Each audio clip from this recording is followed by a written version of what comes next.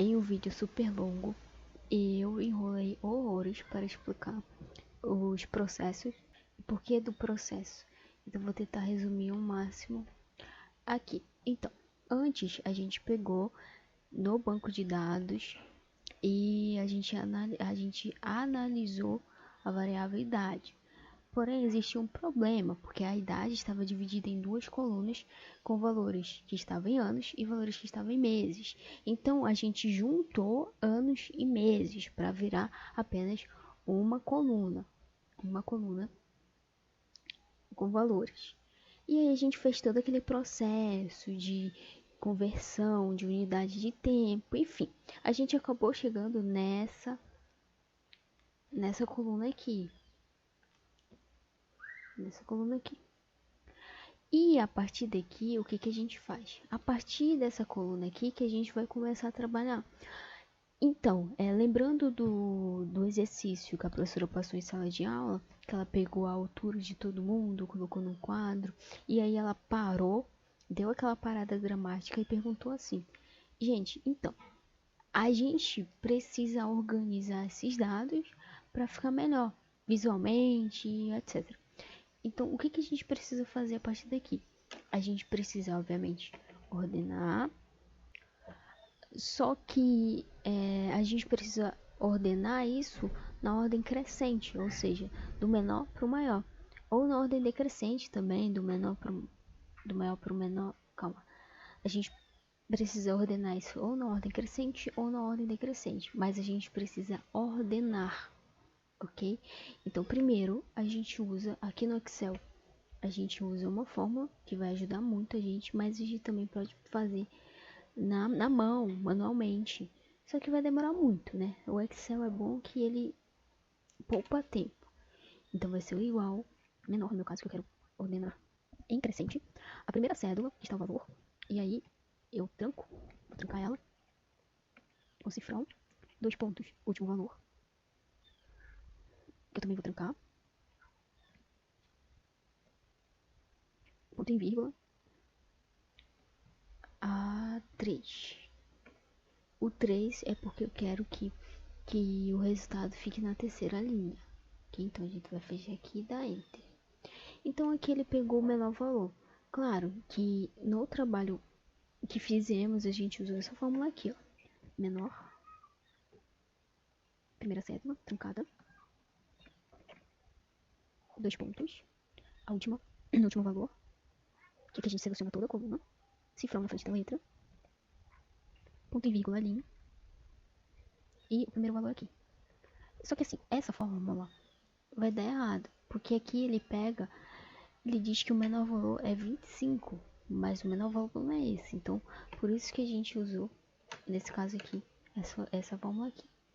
Então, a gente vai dar um Ctrl C, arrasta até o último valor e Ctrl V. Então, aqui tu percebe que, olha, o primeiro valor é o menor, o segundo valor é o segundo menor, e assim por diante. Beleza, agora o que a gente tem que fazer? A gente não quer trabalhar esses dados de um por um.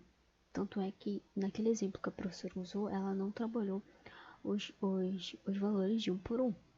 Ela trabalhou os grupos, ou seja, então a gente vai criar grupos, colocar esses dados nos seus devidos grupos e trabalhar os grupos, certo? Então como é que a gente vai fazer isso? Como é que a gente vai delimitar quantos grupos tem? Como é que a gente vai delimitar quantas pessoas vão estar em cada grupo? E assim, primeiro a gente tem que observar o maior valor, o menor valor e o maior valor também. Então a gente tem que observar o menor valor e o maior valor. Por quê? Porque a gente quer delimitar, ou seja, a gente vai limitar aonde o nosso grupo começa e aonde o nosso grupo termina. Tá? Então, onde é nosso grupo começa? Nosso grupo começa no menor valor, que é 20. E o nosso grupo termina no maior valor, que é o último, 48. Essa delimitação vai nos ajudar a achar a amplitude, que é uma unidade de dispersão. As unidades de dispersão, ela ajuda basicamente a ver o quanto os nossos dados estão espalhados. Porque percebe o seguinte, de 20 pula para 23, de 23 pula para 25, de 25 pula para 26. Então, nossos dados aqui, eles estão espalhados. A amplitude vai ajudar a nos dizer o quanto nossos dados estão espalhados e também qual a distância do 20 ao 48. Então, a gente vai saber qual a distância desse número primeiro aqui até o último número. Então, com isso, a gente vai fazer o seguinte, a gente vai subtrair o maior valor com o menor valor, certo? Então, a distância desses valores do maior para o menor é 28. Depois, a gente vai para a parte principal, que é calcular o número de classe. O número de classe. O que seria esse número de classe? A gente vai ver, com todos esses valores aqui, quantos grupos a gente consegue criar. E aí, existe uma regra que nos ajuda a calcular quantos grupos a gente vai formar aqui, que é a regra de Sturges. Eu não sei se é assim que fala, mas o nome é assim, Sturges. Acho que deve ser assim mesmo. Ou de outra forma também, mas a mais comum é a gente usar a regra desse cara aqui, que consiste em que tu vai calcular quantos dados tu tá usando, no nosso caso é 36 dados, e tirar a raiz quadrada de 36, que obviamente é 6. Mas no Excel a gente coloca a igualdade, raiz, conte valores e seleciona o valor do primeiro até o último e dá Enter. Opa, calma, acho que tem que fechar aqui. Tem que fechar aqui, calma. Só... Sim, cacete, para com isso, rapaz. Pronto. Tinha que fechar os parênteses ali. Então, sabemos que vamos criar 6 grupos. O detalhe que eu esqueci de falar é o seguinte. Quando a gente calcula o número de classes ele pode vir em números decimais. Só que a questão é o seguinte, que o número de classes é o número de quantos grupos a gente vai formar. A gente não pode formar, a gente não consegue formar grupos quebrados.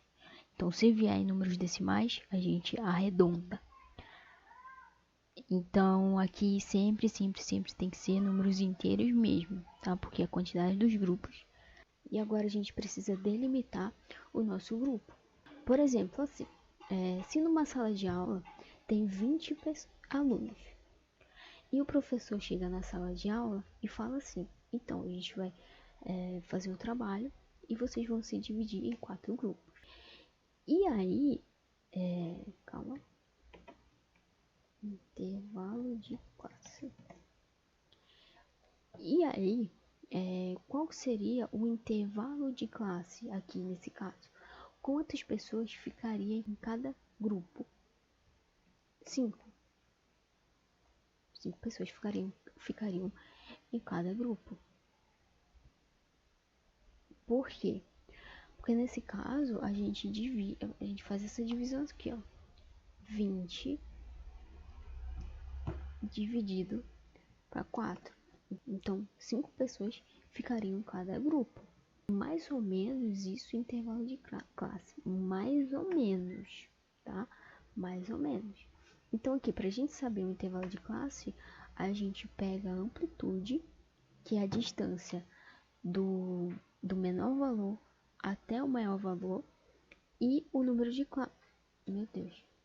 A gente pega a amplitude e divide pelo número de grupos, que dá 4 e alguma coisa ali. E o que significa no nosso trabalho o intervalo de classe? Assim, ó, o primeiro grupo, tá? Vou colocar aqui o primeiro grupo.